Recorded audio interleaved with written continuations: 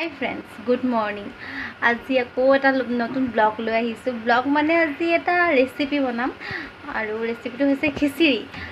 খিচিৰিটো চবেই জানে, তথাপিও মই কেনেকৈ বনাওঁ চাহ হওক।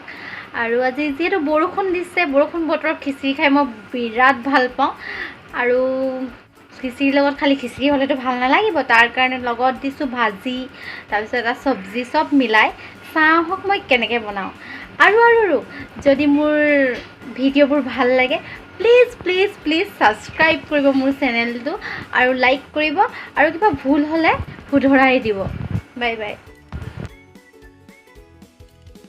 খিচিৰিৰ বাবে লৈছোঁ আমি 2 কাপমান চাউল আৰু তিয়াই থলোঁ মই। তাৰপিছত লৈছোঁ ৰঙালাও, আলু, এয়া চব্জিৰ কাৰণে লৈছোঁ, পিছত দেখাম বাৰু। তাৰ বাবে লাগিব আমাক নিমখ, হালধি, পাঁচফোৰণ, ঘি আৰু লাগিব শুকান জলকীয়া। কোনোবাই জলকীয়া যদি নাখায় এইটো নিদিবও পাৰে। আৰু দিব তেজপাত আৰু আদা। আৰু লাগিব মেইন বস্তুটো হৈছে দাইল, আৰু মগু দাইলটো দি বনালে আৰু দাইলটো ভাল লাগে মোৰ, আৰু বেছিকৈ দিব। দাইলটো যিমান বেছি দিব খিচিৰিটো সিমান সোৱাদ হ'ব। কেৰাহীটো অকণমান গৰম হওক, তাৰপিছত দাইলটো অলপ ভাজি ল'ম। ভাজি ল'লে অলপ মানে গোন্ধটো বেলেগ আহে। মাজে মাজে অলপ লৰাই দিব, নহ'লে লাগি ধৰিব। খিচিৰি বহাইছোঁ, এইটো ভাজি থোৱা মগু দাইলখিনি দি দিছোঁ, আৰু আলু থৈছিলোঁ খিচিৰিৰ বাবে তাত দি দিছোঁ। অলপ লাৰি দিওঁ, অলপ বইল হৈ যোৱাৰ পিছত চাউলটো দি দিব। খিচিৰিত এতিয়া দিছোঁ হালধি,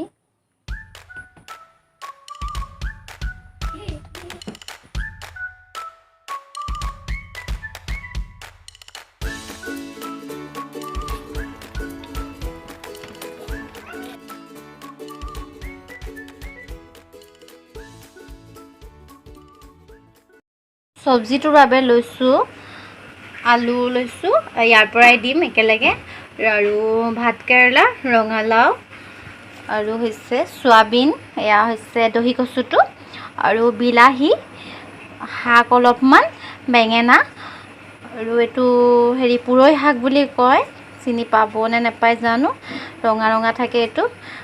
আৰু লাগিব আমাক এইবোৰ হালধি, নিমখ, পাঁচফোৰণ, এইবোৰতো লাগিবই। এইবোৰ সকলোবোৰ এতিয়া বইল হৈ গ'ল। এতিয়া নমাই পিনি খিচিৰিৰ বাবে তেল, তাত দিছোঁ তেজপাত, শুকান জলকীয়াটো অলপ পাছত দিম, যিহেতু মোৰ ল'ৰাটোৰ কাৰণে অলপ খিচিৰি ৰাখিব লাগে, অলপ পাছত দিম।